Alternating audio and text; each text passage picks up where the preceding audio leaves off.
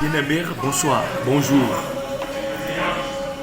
Le professeur Bemandou Yomé pour apporter de la lumière sur la question de l'étymologie du Fa. Le Fa, loin d'être une croyance qui puisse appartenir à une doctrine que ce soit, le Fa vient du fait humain. Le pays du fer, c'est le pays des étoiles, le pays du génie solaire. Alors, qui parle du pays du génie solaire, parle de ce pays-là qui n'est pas accessible aux yeux, qui n'est pas visible à l'œil nu. Ça dépasse l'explication que les gens s'apportent, que le Fa, c'est la géomancie. Le Fa dépasse la géomancie. Le Fa n'est pas de la géomancie. Le Fa dépasse l'explication qu'on lui donne en disant que ça se base essentiellement sur l'eau, la terre et le feu. C'est faux. Le Fa n'est pas mortel. La terre et le feu sont mortels. Le feu, ça se dissipe. De l'eau s'évapore. La terre, ça se poudrifie, ça devient de la poussière. À partir de ce moment, on ne peut plus relier l'explication du Fa aux 4 éléments. Non, le Fa dépasse tout ça là. Le Fa dépasse l'entendement. Le Fa dépasse toutes les explications qu'on lui apporte et qui puissent venir du mental et que l'homme peut contrôler.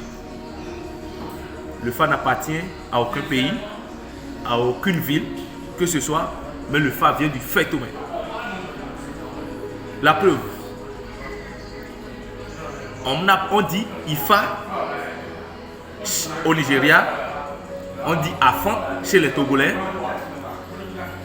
on dit Fa chez les Béninois. Et on dit maintenant Pita, le dieu solaire, chez les Égyptiens. Et on dit Fat ou bien Fan chez les bouddhistes. Alors ça veut dire que le Fa a une origine profonde. Le Fa vient simplement du fait humain. Le pays des étoiles. Le pays du dieu solaire, qui n'est rien d'autre que l'étoile à 8 branches. Le Fa, c'est l'essentiel qui est en moi. C'est l'essentiel qui est en nous parce qu'au départ, l'homme est issu de la fusion de 2 triangles. Du triangle de feu et du triangle de l'eau.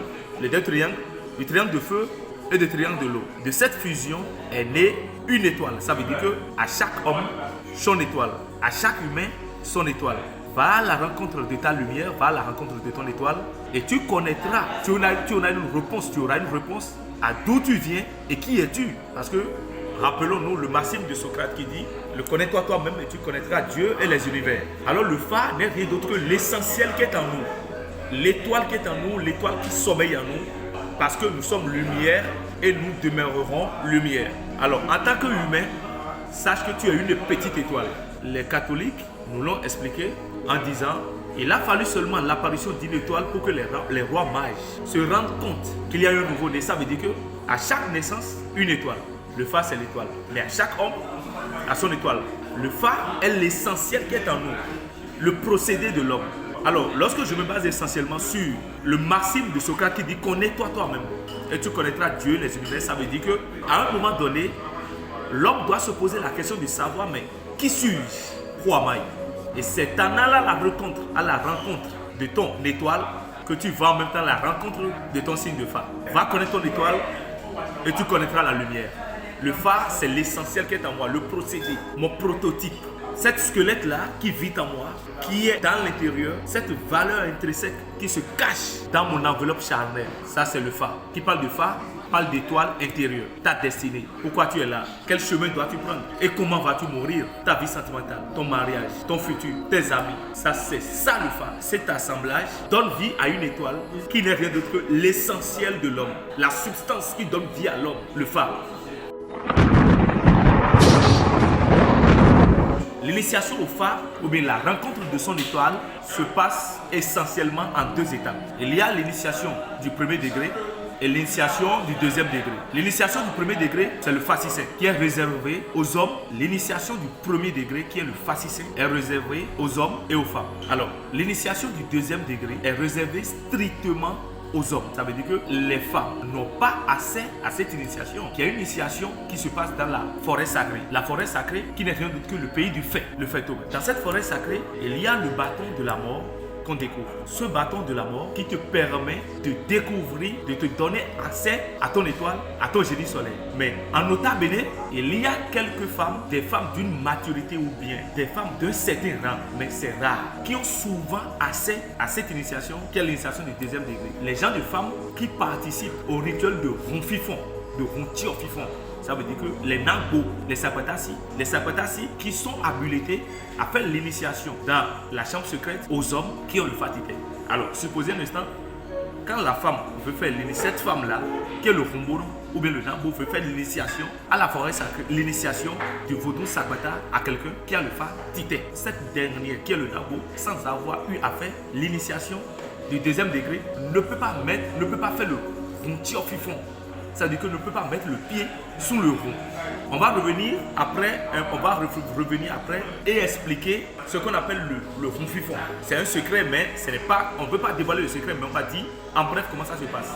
Alors retenez simplement que l'initiation au phare se fait en 2 étapes, essentiellement en 2 étapes. Parce qu'il y a, selon Guédébé, il y a l'initiation de fadé, de 2 graines de phare qu'ils font. Ça, on ne le fait plus. Le fascicin, qui est l'initiation du premier degré, qui permet à la femme d'aller à la rencontre de son étoile et savoir qui elle est en réalité.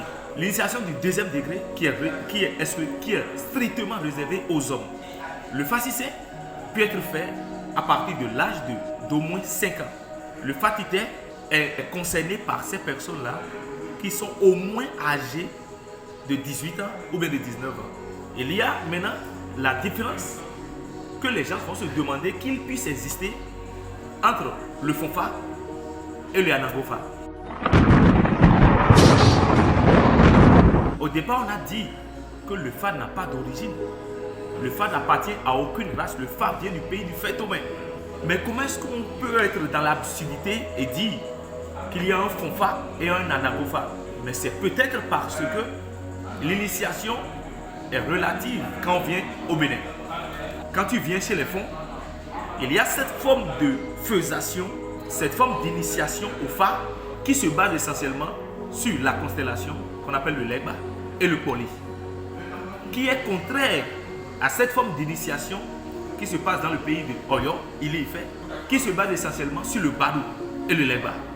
De la différence maintenant qu'il y a dans le Fakité, cette différence qui se fait remarquer, où on voit certaines personnes qui font l'initiation au phare, cette initiation qu'ils font, qui leur permet d'avoir le poli et le leba.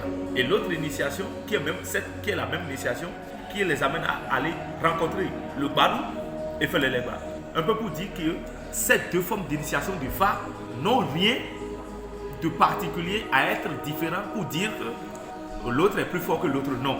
Lorsque les ancêtres ont découvert le secret du Faitoumé, ils ont maintenant relativisé ce secret à leur propre gré ou bien selon leur rite et culture. Quand moi je trouve un secret, je l'adapte au totem ou bien aux pratiques, rites et cultures qui me sont propres dans ma famille. Et c'est de ça que nous souffrons jusqu'à aujourd'hui, où les gens disent qu'il y a 2 formes de phare. Il y a le Fonfa et le Anagofa. Donc en fait, ce n'est pas une différence, mais c'est propre croyance et aux rites et cultures de chaque famille. Donc, l'initiation du phare, la rencontre de l'essentiel, la rencontre de son étoile se base essentiellement sur le fascicin et le fatité. Est-ce qu'il est forcément important d'aller au phare avant de rencontrer le bonheur dans sa vie? Je dirais oui, en ce sens que aller à la rencontre du phare ne veut pas forcément dire aller à la rencontre de la richesse, mais c'est aller se connaître. Parce que c'est la connaissance qui nourrit l'âme. Va te découvrir. Connais-toi toi-même et tu connaîtras les dieux et les univers. Ça, c'est le maxime de Socrate.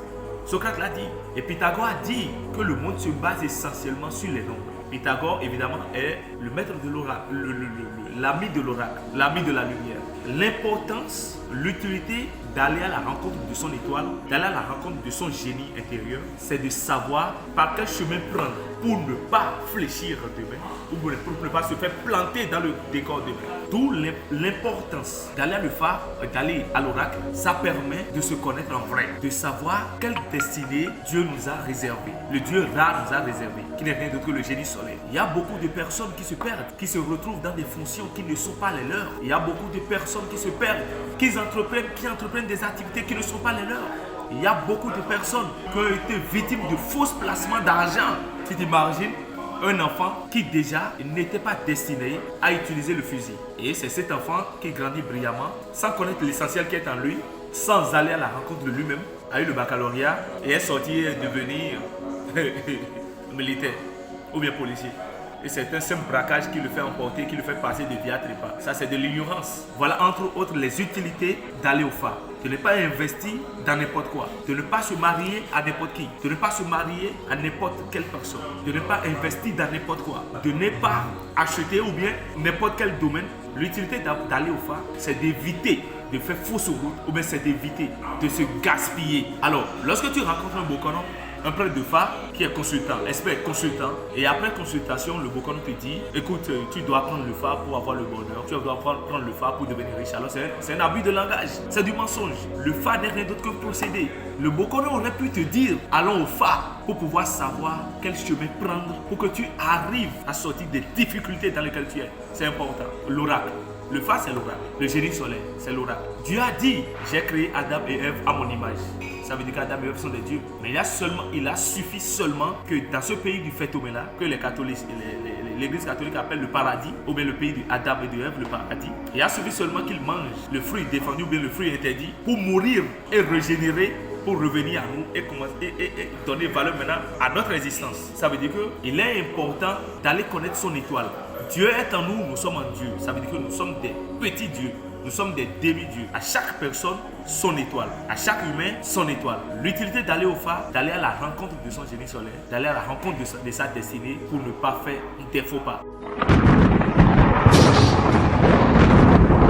Beaucoup de personnes qui vont à l'initiation du phare, qui font l'initiation du phare, mais tout le temps végètent dans la misère, dans la catastrophe, dans la déroute totale. Mais écoutez, le phare a un langage.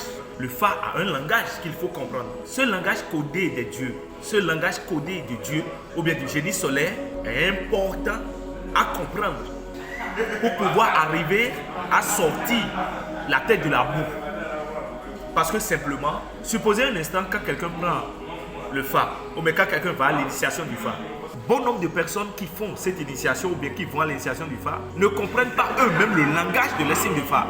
Parce que c'est à travers le langage du phare qu'on arrive à trouver la clé de son bonheur. C'est dans le langage de son signe de phare qu'on arrive à trouver les portes de sortie de notre bonheur, les clés qui nous donneront l'accès au bonheur, à l'abondance, à l'harmonie, la tranquillité, la paix intérieure. Mais combien de personnes aujourd'hui arrivent à décoder ou bien à comprendre le langage du phare? Par exemple, quand je dis Yekumeji qui dit par exemple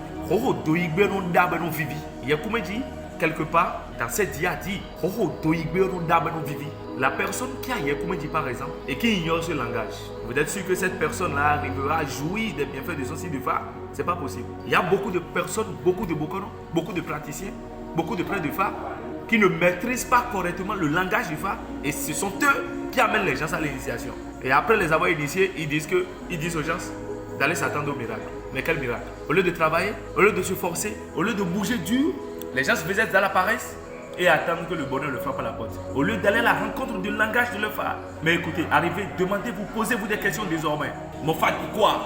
C'est ça qui est important, c'est ça qui est essentiel. Et après avoir découvert le langage de tes signes de phare, il y a cet essentiel-là qu'on appelle le Yadra. Le Yadra influence correctement et simplement les mauvais dits de ton signe de phare. Les énergies négatives qui influencent ton signe de phare, que ce soit sur le plan de la santé, peut-être que ton signe de phare dit que tu seras une personne tout le temps malade.